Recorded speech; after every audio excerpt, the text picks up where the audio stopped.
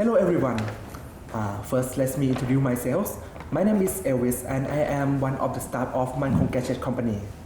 And today I'm very excited because I have an honored guest, Mr.John Franks. He is the founder of Chord Electronics. Thank you very much. Okay, nice to meet you, John. Thank you, nice meeting you too. How do you do today? I am very good, very happy to be here. I always love Bangkok, always lovely food, wonderful place. Even the weather, right? Of course, yes, yes. Because I believe that you are from UK, right? Yes, England. And at the moment it's very cold. Very cold, right? Yes, yes. And rainy. And raining. It's raining a lot, like at Yes, UK. yes, yeah, that's true. Okay, because today we just want to talk about your new product. Yes. That's called the Mojo. Yes. Yes. And I just heard that the Mojo just got 3 awards. Yeah, well, we've actually won one award, which is the top award for Mojo, but 2 other of our DACs also won awards as well at the same award ceremony. So it was a real hat trick. Oh, the real hat trick. Yes, yes. Because I remember that Chord got the award every year. Yes, the product from the brand. yes. We've been very lucky. I think it's because I was very lucky many years ago to meet up with a very clever designer, a guy called Robert Watts. And over the years we've worked together and we've progressed the design to a really very high level now. And because of that, I think that is why we are being very successful at the moment. Yes, and I don't know that you heard about that, but in Thailand, the Mojo is very popular right now. Everywhere, absolutely everywhere. Fortunately, we decided that for this product, we didn't just design a product, we designed a whole factory to build this product. It was really because the whole idea of Mojo, the inspiration to make Mojo actually came from this area. Robert and I were doing a tour and we went around the cities of Malang, Surabaya and Jakarta, and we met with many guys, and we realized that a lot of these guys, they were saving desperately to try to buy a product called Hugo, which was our which was the product that we've had a great deal of success with prior to the Mojo coming out. We realised though that Hugo, because it was £1,400, yes, it was just a little too expensive for these guys, for some people, yes. for ordinary guys, but we were so absolutely surprised at the enthusiasm of these young guys that they've been saving for months on end to try to scrape together the money that we decided, Rob and I, that evening in the hotel, that we would bring forward the Mojo as quickly as possible. At that time it wasn't called Mojo, we weren't exactly sure what it was going to be called, but we wanted to make a product which was eminently the sound quality to be at the equal of absolutely anything on the market, including Hugo, but to be at a very reasonable price, a price of something under the price of a smartphone, so that anyone who could afford a smartphone could afford, if they pushed themselves a little harder, they could afford a Mojo as well. So that was the basic inspiration. So it actually came from this region and those very nice guys that really wanted to have a product but couldn't quite afford it. Yes, because now the Mojo is very popular, and there is one of our customers. They want to know that do you still have something new coming, because they can save the money for the new thing. Yeah, we do. We always have developments. We're always working together. So there will be other products coming through. I mean, Mojo isn't just the product as you see it. We're actually working on a range of plug-in modules that will increase the capabilities of Mojo. There will most likely be a Bluetooth module, a Wi-Fi module like for DLNA streaming. You know, as you're walking around your home, if you've got DLNA music or whatever, you can just do it in that way. And the other thing is an SD player. Player. So that's the concept behind Mojo. It's not just a DAC. Not just that. No, no. Okay, let's get into the next question. That's most of you they want to know that what is the meaning of the Hugo and the Mojo? Okay. What does it mean? Well, really, British humour is a little self-deprecating, and we like to make really sort of corny jokes sometimes. And my idea with Hugo was that it was capable to take a reference quality DAC around with you everywhere you go. And in English, Hugo and Hugo sound very similar, so that's why. Hugo. Yeah, exactly. Okay. Yes. Just like some kind of the British accent, right? Yeah, Okay, exactly. okay, Yes. I get it. Yeah. And then with Mojo, well, I can't really say.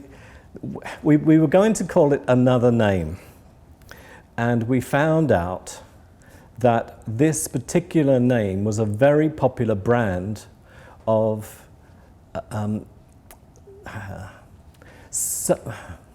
something that a man uses. Okay, there was a very popular brand. He might have it in his wallet, and because of that, in America, we didn't want to use the same name. So that's why we decided to call it Mojo instead. Mojo is short for mobile joy. Mobile joy. Yes. So that was the basic reason for that name. We decided that it's also got a good sort of vibe to it, really. Okay, because now many people want to know that why you use the name Hugo and Mojo, what does it mean? And now I get it. Yes. Hugo is from Hugo. Yes. Just like from the British accent. Exactly. And for Mojo is a mobile joy. Yes. I think it's exactly to the point. Yeah. Thank you. Okay. And in your opinion, what is the most impressive thing about the Mojo? Actually, its true level of performance is really outstanding. I agree with that. It is a truly top reference class product that you could put up against a DAC costing 25 grand. Yes. And its performance will probably be better than that other 25 grand DAC. And straight measurement terms, it will be better. That's what's impressive. I think the impressive thing really also is the fact that we've managed to package it into such a small size.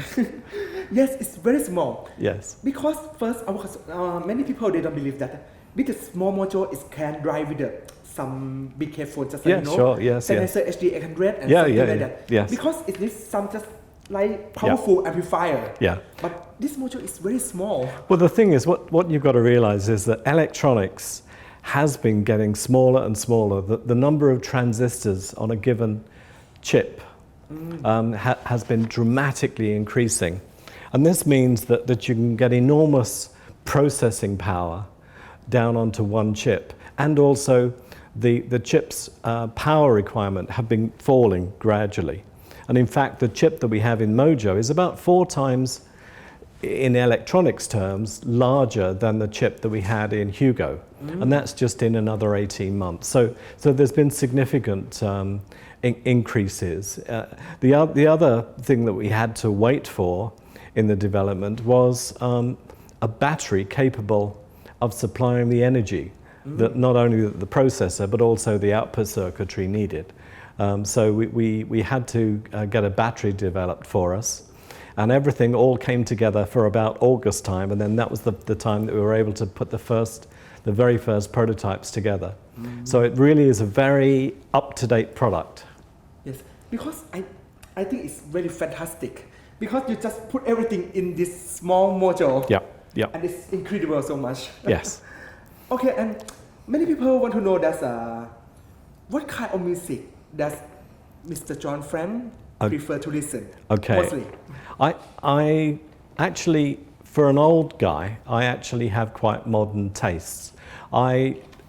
If we say pop music, I like everything from London Grammar to everything. I like house music, absolutely everything. House music and everything? Yeah, I do. I'm fortunate. I haven't sort of got stuck in a particular rut. I mean, when I was, very young, 15, 16, I liked Jimi Hendrix and Led Zeppelin and all of those sort of progressive rock bands and stuff. And then I had my phase when I went into James Brown and the Fatback Band and Kool and the Gang and all of those, American black groups. You just do that when you're young. But I think that I've sort of more or less stayed with it. I quite like groups, really trash metal bands as well. I'm not stuck in anything. In anything. I'm quite surprised because I believe that many people maybe believe that maybe you have to listen to some kind of classical and jazz. And okay. Yeah. But I also do love jazz. I like jazz of a particular period. I like Coltrane and. Sorry, my memory's going in this. No problem. Of that sort of 1960s vibe when it was all going in the right sort of direction and it hadn't become too freeform. I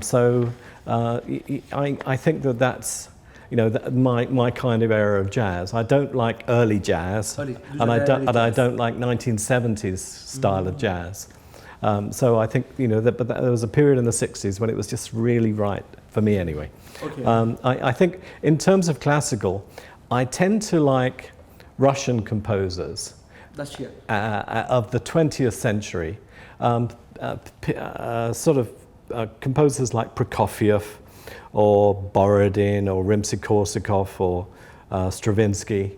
I like that sort of that brittle, hard quality of the music that it was sort of semi-militaristic. It was a very strange time. It was the period in the 20th century just before all of the wars. And I think the composers were picking up on this, that something bad was going to come. But there's also this sort of bleak, hard winter quality that Russian composers get, and that's really what I like as well. So that means you listen to many kinds of music. Oh, definitely, yes, okay. I do. One of the Thai people he want to know that if we asking for you about the testing track or testing album for the Mojo to be the best performance of the Mojo. Yep. Do you have any recommended album or track? Okay, there's one particular track that I like, and it is the dynamic range on it is unbelievable, and it's off an album from Joni Mitchell. Yeah, she's a folk artist. She's getting older now, but she was really a fantastic wordsmith and a great guitarist as well.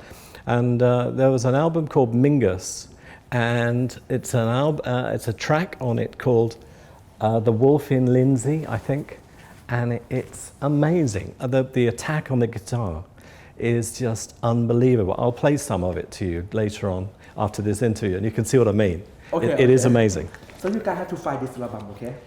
Okay. Okay. I think this is quite funny.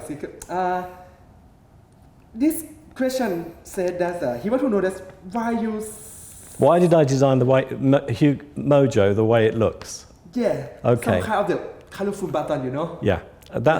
For me, it was actually a very simple idea. I like form following function. And the function of Mojo is to be in your hand or in your pocket. And I'd seen that there were many designs coming through that were very angular with sharp edges and corners and knobs that stuck out on the end. Okay. Some kind of the, So there were the edge or something with the skull. There were a lot of those type of products, and I felt it may be the style of the moment, but that's not going to last because people like to feel something smooth in their hand and comfortable. I agree with that. So my idea was before I started the mechanical design, I often go for walks along the seafront in England with my daughter. Yeah. Now, around England, there are many beaches with sand, but there are also many beaches with just pebbles. Do you know what a pebble is? Just a pebble. I know. A round, smooth rock. Yes, yes. Yeah, okay. Well, there are thousands of pebbles, and my daughter, one of her favourite things to do, she would go down the beach, picking up pretty and unusual shaped pebbles, and they have a certain feel and a nice sort of comfortableness about them. And she always loved to do this, and she would always try to pick the prettiest pebbles. So my idea when I designed Hugo was I wanted it to feel like a freshly washed pebble, comfortable in your hand, and also to be pretty as well. I could have made those buttons much smaller, but obviously we've got information coming through the buttons in the form of colours. And if the buttons were tiny and you had your finger over them, you can't see the colour.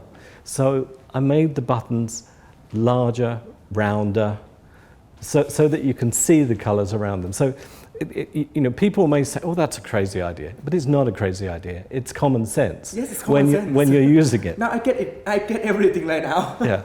So that's the idea. And it may not look like anything else on the planet. Well, that's a good thing as far as I'm concerned. Yes.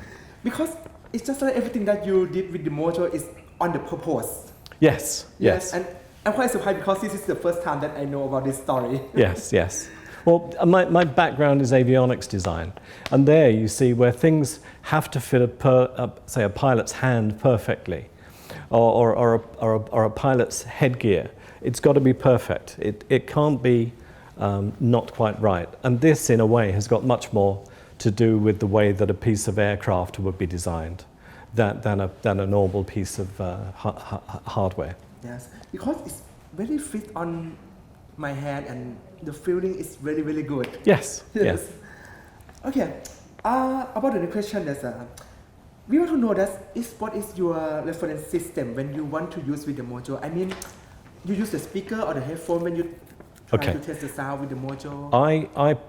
We have lots of headphones now. Virtually every major company gives us headphones and IEM. So we're able to test with everything. But I personally, because I'm a little older, as you get older, you tend to lose the very upper registers of your hearing, the high frequencies. Oh, high frequency. It happens to most men as they get older, and I'm 60 years old now. So because of that, I prefer a sound which is a little more forward, and I love the HD 800s. For me, they are the perfect headphone. They're really very, very good, and they suit my listening very, very much. And the other advantage is I like the open back because I'm a family guy, and if my family are around me, I like to be able to be in the same room as them when they're talking. So I know what's going on, but I can hear my music. Oh, I get it. Unfortunately, they can hear it too. But at least I can hear, if someone says something to me, I don't jump, and say, it's because if I've got IEMs in, I can't hear. But with those, I can. So that's how I do most of my listening. There's many people who purchase the Mojo, they also watch the HD 800 also. Yep. Because it's very good machine. Oh, it is, yeah. Yes. But we like to think that we can drive absolutely everything. And with the Mojo, we were very, very careful to ensure that the noise floor is absolutely world class. It really, really has a fantastically low noise floor for the most sensitive IEMs, and yet it's got a very, very big range, so that you can drive very high impedance headphones or very low impedance IEMs, very sensitive ones, without having to switch switches and change this and change that. We wanted to have it just the performance, with a fantastic dynamic range of 126 dB, I think it is, which is enormous, really. Because that means you can use with the IEM or something that's with the high impedance. Absolutely. Everything with the Mojo. Yeah, but we can do it without having to switch switches and change this and change that. You just plug it in. You just plug in, just use it. Yes. It's really convenient. Yes. Okay. In your opinion, yes. What is the best system that can be used with the Mojo? Oh, I don't know. I think it's got to be down to personal taste. Everyone's ears are different. The pinna in everyone's ear is slightly different shape.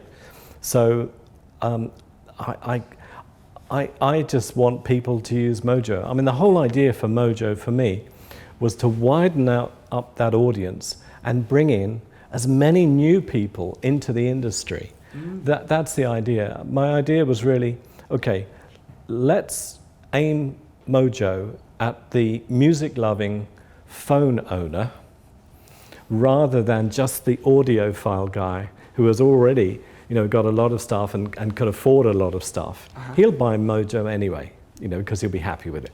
But my idea is really to make it so nice that someone who's not, doesn't really know about this kind of thing, if it's demonstrated to him, he'll think, wow, I've got a phone, I just need a Mojo and a pair of IEMs, and I'm away. And then suddenly we've got a new guy that's in the industry, that is in that market. And once he's bought one thing, he'll buy another and another and another. So ultimately, if Mojo works for the whole market, it will actually be very good for a lot of the other companies.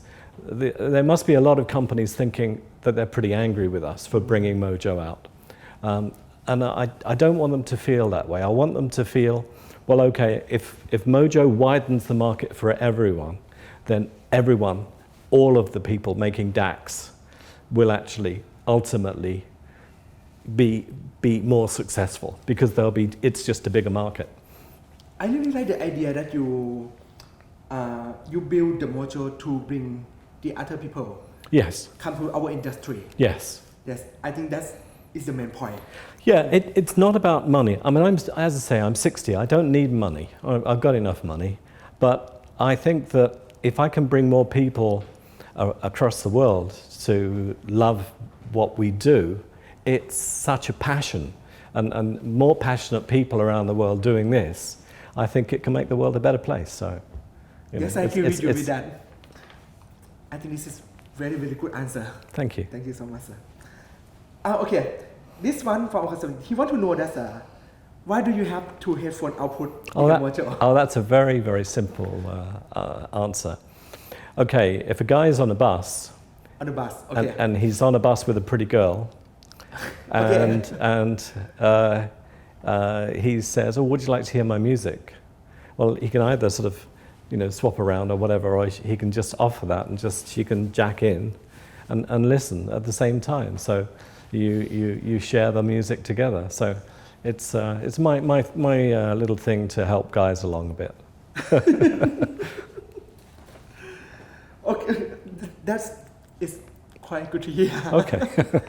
Good for me too. So when I got in the bus with Montreal, so I can just offer. Yeah, absolutely. Right? Listen to my music. Exactly. Yes. Okay. Many people now they want to use the Mojo as the with the immovable deck. I mean, just like if we have the big deck and we just want to replace that one with the Mojo. Yes. What is the best way to upgrade the system? I mean, we have to change the USB cable, or what should we do about? I think there are many aftermarket cables, and I think really it's about selection, and you'll have to try and find out which is the right one to go for. I mean, the one thing about Mojo is that you can leave it powered. And it doesn't harm the battery in any way, and Mojo will just take power as and when it needs it. So there won't be any harm. So it's on one of our question. That means if we stick with the power all the time, it will not have any effect to the battery. It has no effect at all. It has no effect with the music as well. So there's nothing gained, nothing taken away. But it will just take the power as and when it needs it. So if we want to upgrade the Mojo to be the immovable DAC with the laptop or with our workstation, we just change the cable and I think the sound will be improved. I think so, and you might need to get some Velcro or sticky pads to stick it down, otherwise it'll keep moving. It should be here and not moving around. Yeah. Okay, so this question is not necessarily because I already asked you that if I charging the Mojo all the time will be cause a bad effect to the battery, and you already said that No harm at No all. harm at all. No. Okay, this one is the question that want to ask you that will there be any bad effect to the system? No. In case that many songs have many different sampling rate. Yes, because for the Mojo it's always share the color when different sampling rate. Yeah. And if it's swap all the time, one playlist with different sampling rate. Yeah. It will cause any effect. No, it shouldn't do at all. We've designed this to be totally format agnostic, meaning it'll accept 99.9% of all different formats, and it just does it on the fly and does it very, very fast. Once again, we don't have to switch things or mess around. There are products out there that you've got to switch things to a certain way to make it do DSD. We don't need any of that. It's fully automatic. I'm really impressed because it's just like you made everything with this one. We do try to think about things. We don't just go. I mean, sometimes I look at another design and I think they didn't really think that through. But I think. I mean, Rob is a very clever guy, and I like to think that I help his awareness, so that together we really get to a good answer. Especially for the two headphone out. Oh, absolutely, yes. We understand that most of the device that have battery inside is maybe the battery is expired or something like that. Is it possible to change the battery of the Mojo in the future? Yes, it will be. I mean, the battery has been designed for us, but we've also designed it with a little plug. So you literally, it could be you just take the unit apart, or a technician could take the unit apart. And then just plug a new battery, and we'll provide the batteries. But having said that, the battery is a new technology. It's a new type of design, and we believe that its life will be far in excess of any typical battery like this. So it should last many, many years. I'm talking 10, 15, 20, maybe longer. We don't know. Long period. But it should be, yes. Okay, so because now to the people who listen to this interview, so you can feel comfortable with the battery inside Mojo, because most of the device have batteries, most of them we have to change, expire mobile phone and everything. Yes. But for the Mojo, it's not like that. So it shouldn't be a problem. Feel comfortable. Yeah. Okay, and this one. I think I probably answered a little bit about that, about the plans for a release of accessories, add-ons. Yes, well, yes, there are. There will be, the first module will be coming through very quickly. That's a very simple module. Essentially, it's a plug-in that takes the camera connector from an Apple phone. It's a rather bulky connector. It's got a chip inside the thick end of it, and the new plug-in absorbs that, so it just leaves the tail sticking out, and that'll be nice and tidy and just go straight into the phone. Yes. So that's the first module.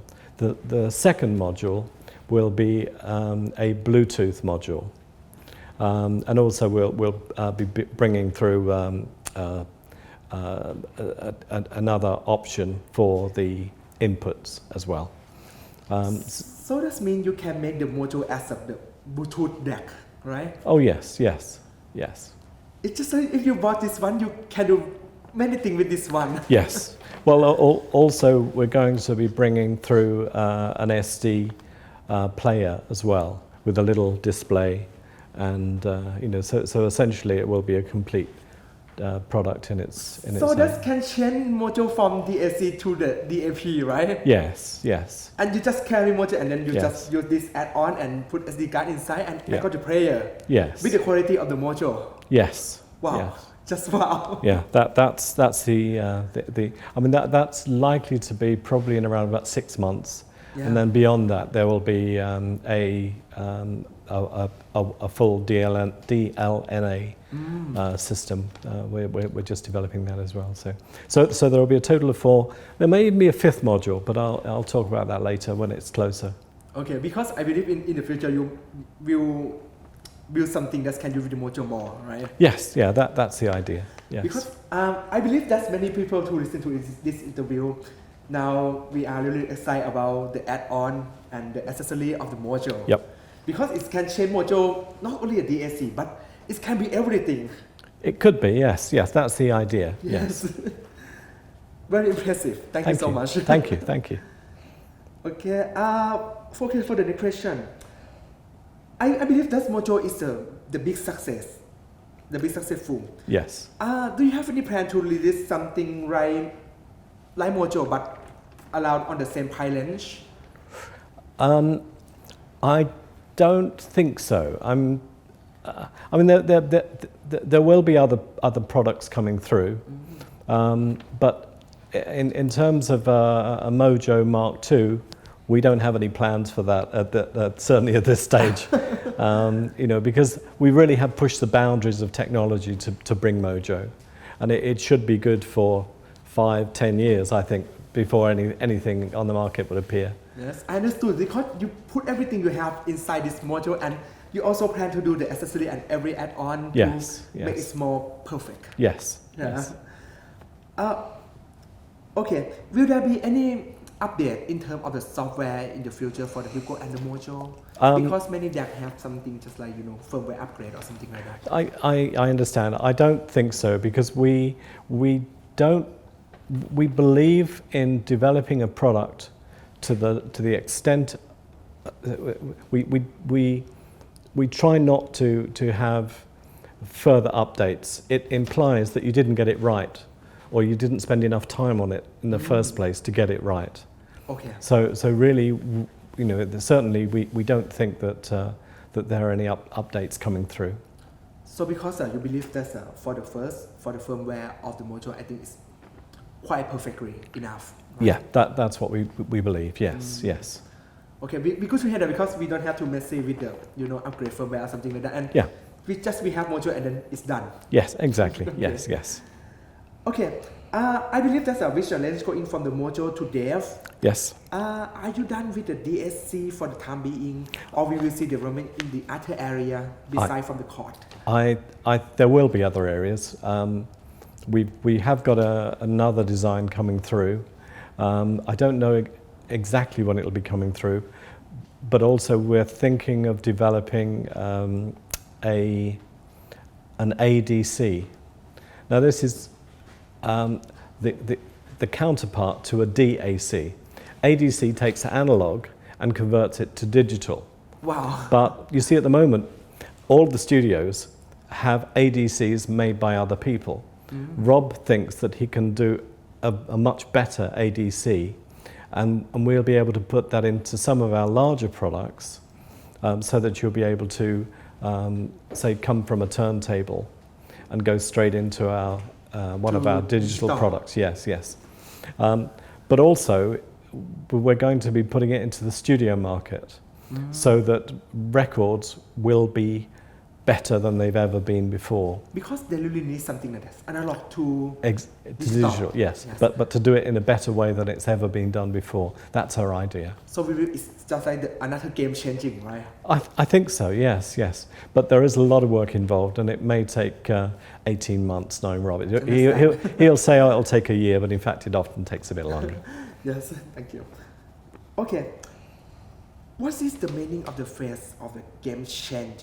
Game changer. Because actually we understand it's quite a strong phrase, right? Yes. And why do you have so much that confidence? Okay, I think it could sound arrogant. I don't mean it to. I really believe that, you see, inside Little Mojo is the culmination of 30 years of work and research that Rob has put into DAC technology. And sometimes that technology reaches a point when suddenly things are changed. It's rather like when the iPhone suddenly, those technologies that were in the iPhone had been bubbling around in different products for many years. But it was when they were finally all put together into one thing that suddenly the world changed, and everyone sort of started you know, using that type of technology. And I think that probably that moment was as important as when the printing press was first developed in human history. And I think that sometimes you can do that. You can, you know, technologies can be bubbling around and then suddenly they coalesce into a particular product and everyone thinks, I've got to have that. That will make a difference to my life. And so that's what we're trying to do. And Mojo may not be one of those products, but we always try to make it so. Okay, I get it. I get, especially the first, I'm gonna get that. Okay, good. I feel the same way. Yeah. So I understand completely right now. Okay, good. Okay. Because now you know there's a Chord Electronics, the company is about doing the DSC, right? Yes. Most of the product. Yes. Do you think the Chord is now the number one in the market for the DSC company? Yes, I think we are. We also have a very thriving business making very high quality amplifiers and amplifiers for studios and everything. And we have some great technologies in that side of the business as well. Mm-hmm. But I think that the market for DACs, if you go back 15 years, was tiny. But now everyone needs a DAC. Yes, everyone needs a DAC. Yeah, absolutely everyone. Everyone who listens to the music, they always need a DAC right now. Exactly, yes. I mean, if you take a mobile phone, the normal DAC chip in a mobile phone is a little tiny piece of silicon, which is maybe 2 millimeters square, mm-hmm. and it's that little piece of silicon is wrapped in plastic and has a few legs on it, and it costs to manufacture a couple of dollars. A couple of dollars. Yeah. Okay. So it's really it's designed down, very much designed down to a cost.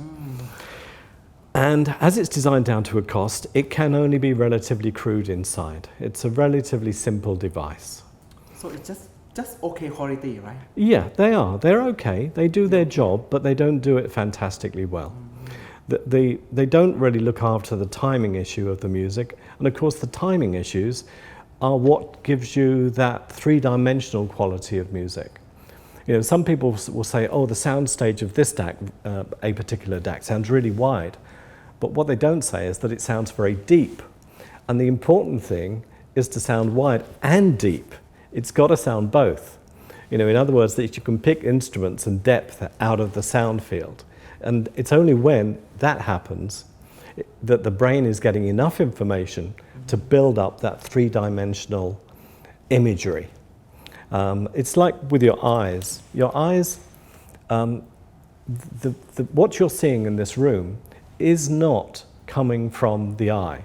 Most of what you're seeing is actually coming from your brain. Mm-hmm. Your brain knows about edges, it knows about proportionality, it knows about faces, and your brain actually is making this image out of the two images that are of two cameras that are darting around all over the place, but you don't see it like that. Yes. In fact, in front of the retina of your eyes are lots of blood vessels.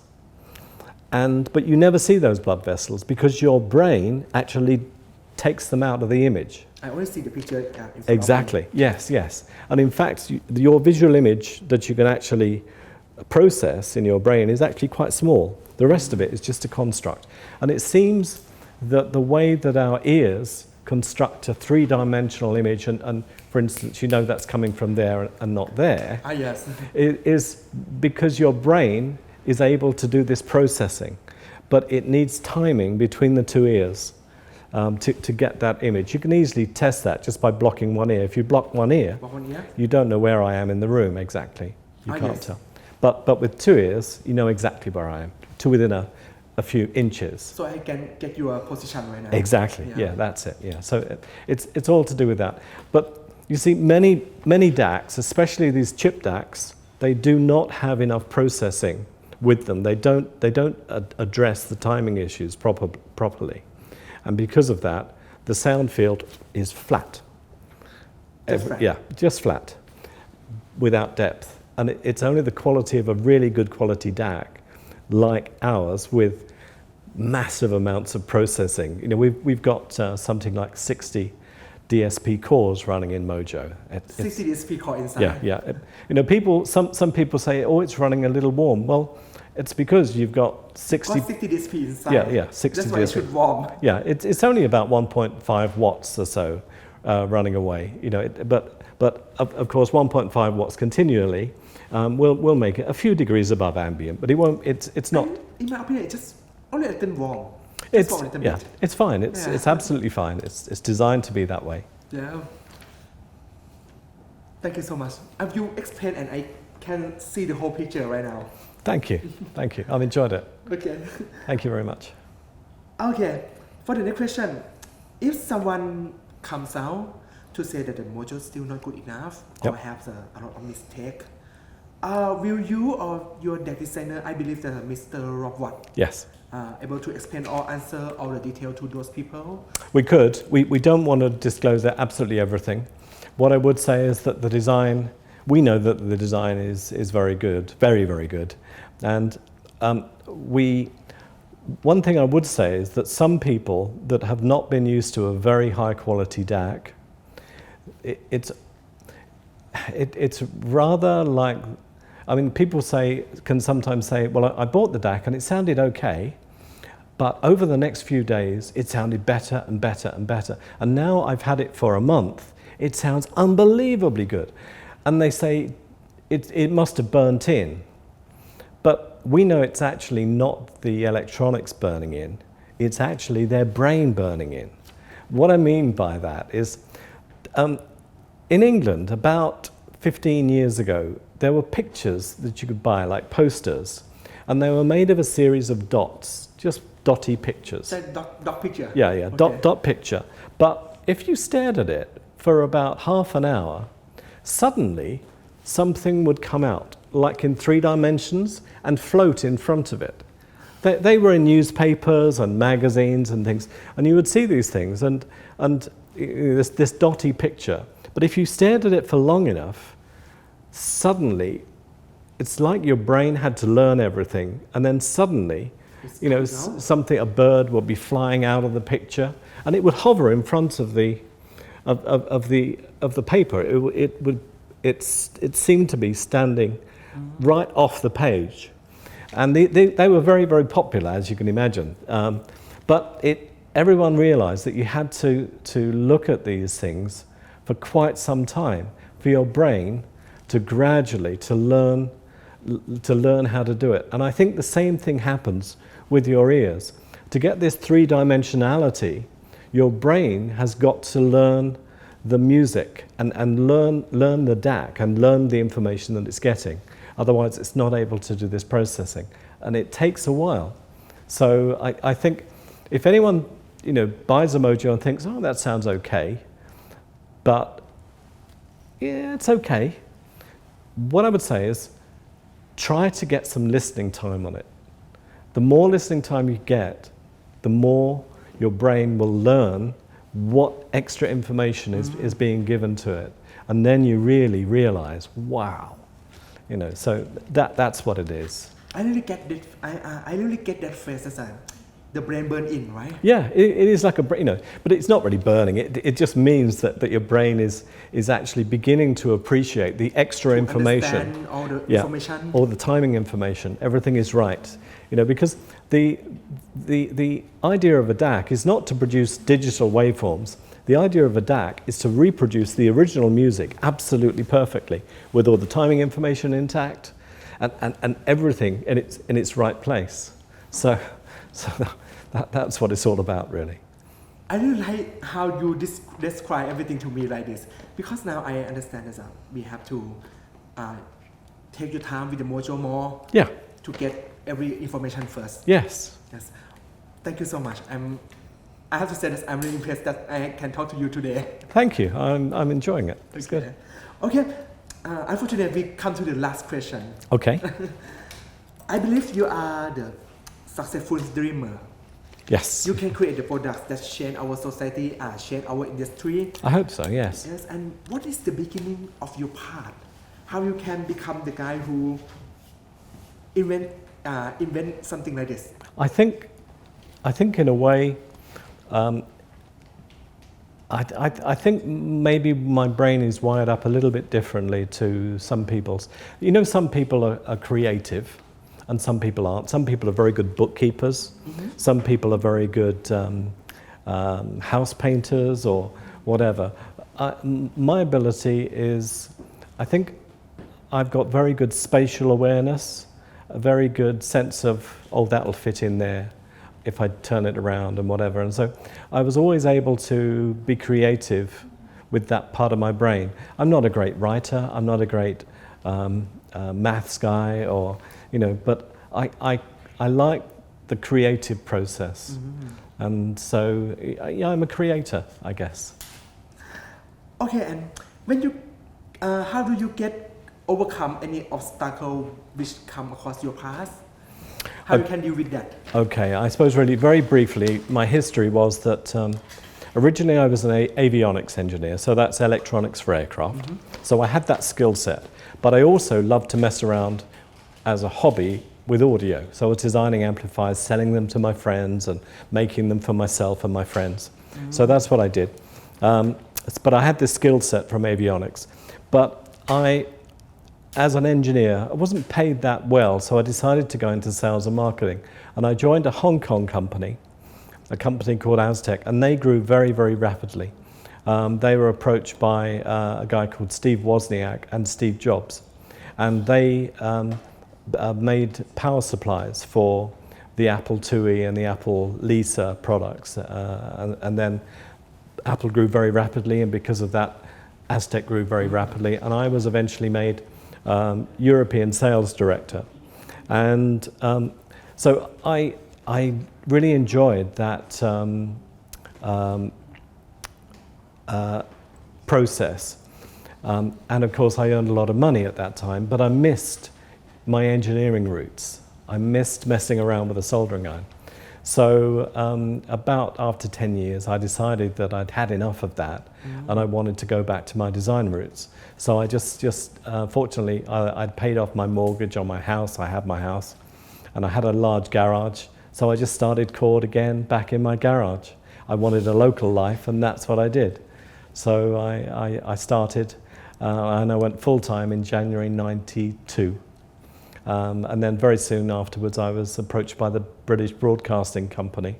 They had a particular problem with some studios and they asked me if I had an amplifier design. They'd heard about the amplifier design from a guy called Spencer Hughes of Spendor, a British company, a speaker company. And because of that, they said, well, will you put a sample in to one of our studios and we'll have a listen to it. And they phoned me up very soon after and said, well, we think this is great. We would like to approve it, but it may take a long time. Anyway, about 3 weeks later, they phoned and said, we've done it. So they'd approved it, and I had a broadcast quality approved product by the BBC. So that really gave the company a boost. And so that's how Chord got started. So we can say the first product of the Chord company is the amplifier. Definitely. The studio, right? Yes. Yeah, I met Robert Watts probably in 95. 3 years later? Yeah, about 3 years later. And a strange, spooky thing, actually. Robert lives in Wales, which is about 250 miles away from England, yes. From my home. And we met in Las Vegas because we both shared a distributor. He had his own company at that time. And it was really quite spooky. He said, oh, where are you from? And I said, I live in Maidstone in Kent. And he said, oh, I know Maidstone. My parents had just moved there. And I said, oh, really? And he said, yeah, a place called Allington. I said, oh, that's odd because I used to live in Allington. And he said, yeah, they moved to a road called Allington Way. And I said, I used to live in Allington Way. And he said, yeah, they just bought the house on the, and I said, the corner. I said, and he said, yes. And I said, I've just sold that house. So it was almost as if the fates were conspiring to bring us together, you know? It's quite spooky. Yeah, quite spooky. Yeah. So anyway, about 18 months later, he phoned up and he said that he's decided to put his company into liquidation, but he had an idea for a new design based upon FPGA technology. And so we got working on that. And when I listened to his design, I was blown away with it. And so that's how we got started. And that was 24 years ago. So. Very long time. Yeah. Okay. I'm really glad to hear that story. This is my first time to hear something like this. Okay. And it's just like destiny or something like that. Something like that. Yeah. I think so. Yeah. It seems to be. Yes. Okay. Yeah. Okay. Thank you so much for today. I'm really glad that I Thank got a you. chance to talk to you. Thank you. Real pleasure. It's my honor. Thank you. I really mean that. Thank you. Thank you so much, John. Okay. Okay. Very good. Thank you so much. And for today, I'm really have to say thank you to Mr. John Franks to have a great opportunity to me to have interview with you. My pleasure. I have Really, to say my that pleasure. I'm really thank you so much. Thank you. Thank you so much. Okay.